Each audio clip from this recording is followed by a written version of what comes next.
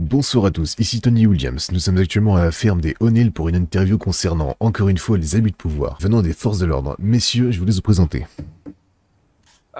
Bonsoir, moi c'est Brandon O'Neill, j'ai 24 ans et j'ai subi aujourd'hui, le 24 juillet, une bavure policière par un agent matricule 260, il me semble. Ouais, c'est ça, 260. Très bien, messieurs derrière, je vous laisse vous présenter aussi. Alors, moi, c'est pour Assonil. Alors, je ne sais plus la date, mais c'était il y a quelques jours. J'ai subi aussi une bavure de la part d'un policier qui m'a tiré dessus à balles réelles parce que j'ai pas voulu m'arrêter quand il me poursuivait. Puis moi, c'est Ernest O'Neill. Bon, bah, pour l'instant, je suis encore sain et sauf, mais je sens bien que ça va bien arriver bientôt, j'ai peu. Très bien, merci. Monsieur Braden, peut-être plus d'informations sur ce qu'est la ferme O'Neill, peut-être? La ferme, c'est quelque chose qui, enfin, c'est notre familial et aussi notre lieu de résidence qui existe depuis des années, qui a d'abord été tenu par l'ancien chef de famille, le mythique Elwood, qui aujourd'hui est tenu par notre chef de famille, notre idole, Ned. Et voilà, donc c'est ici qu'on travaille. Dans les champs, vous pouvez voir les tracteurs derrière nous. Voilà, c'est tout nous appartient ici. Très bien, merci.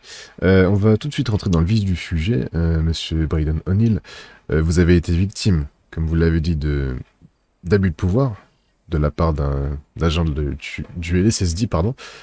Est-ce que vous pouvez nous en dire plus sur quelles étaient les circonstances à ce moment-là? Oui, bien sûr. Il faut savoir que dans l'histoire, je suis pas tout blanc non plus. J'ai décidé de faire un braquage de magasin pour pouvoir nourrir ma famille, puisque, alors oui, on travaille dans les champs, mais vous savez, au niveau de la rémunération, c'est pas toujours facile. On a très peu de moyens dans la famille, et donc il faut bien qu'on se nourrisse. Donc j'ai décidé de faire ce braquage de magasin pour pouvoir aider ma famille à s'ouvrir. Et du coup, j'ai été poursuivi par la police. Étant donné que j'ai pas les moyens de payer une amende, j'ai décidé de fuir. Et la police, du coup, cet agent 260 qui était conducteur, a décidé de me rentrer dedans à plusieurs reprises pour m'arrêter. Mon moteur a fini par s'arrêter au niveau du motel de Sandy Shore, le motel qui est abandonné. Et du coup, j'ai décidé, avec un frangin à moi, je ne donnerai pas le dos pour éviter qu'il ait de problème avec le LSSD, de sortir du véhicule équipé de nos battes de baseball. On a décidé de se cacher dans le motel et toujours poursuivi par le LSSD, on a décidé de faire usage de nos battes. Du coup, on a réussi à mettre un agent à terre, l'agent 383, qui d'ailleurs m'a fait ma procédure et l'a fait très bien avec beaucoup de gentillesse malgré le mal que j'ai pu lui faire. Donc je tiens à le remercier et franchement, je dirais que c'est le meilleur agent de la LSSI.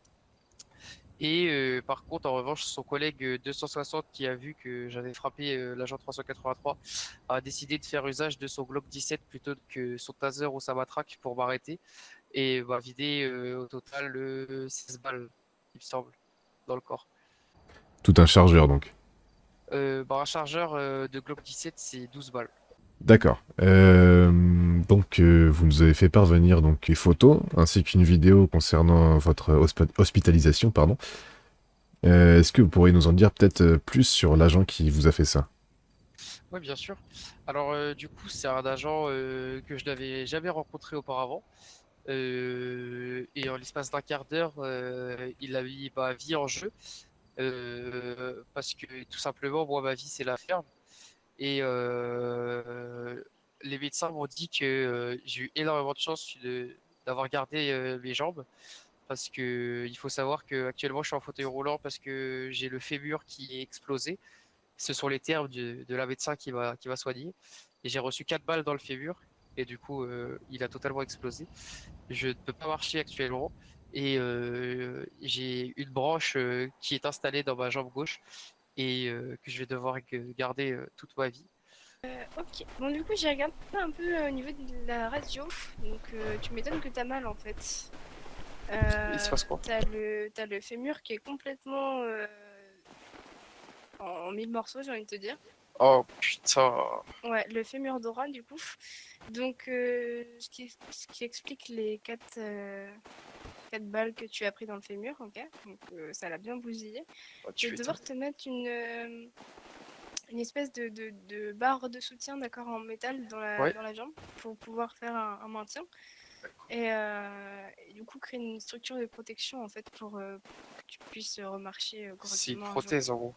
Voilà, en gros, t'as tout compris, c'est une prothèse. Donc, bon, je devrais normalement retrouver l'usage de mes jambes dans quelques jours. Mais disons que j'ai eu énormément de chance et qu'il a failli ruiner ma vie en l'espace de 10 secondes. Mais en tout cas, nous espérons que vous allez vous remettre assez vite et que vous pourrez remarcher. C'est vraiment quelque chose qu'on espère fortement. Ouais, Euh, c'est très gentil de votre part. L'acte qui a été commis est effectivement assez... Abusif, tout simplement. Tout à fait, vous m'ôtez les mots de la bouche, pardon. Est-ce que vous comptez faire d'autres choses concernant peut-être une potentielle plainte, quelque chose Alors, genre... une plainte a déjà été déposée à l'encontre de cet agent qui, je le rappelle, est l'agent 260, c'est son matricule.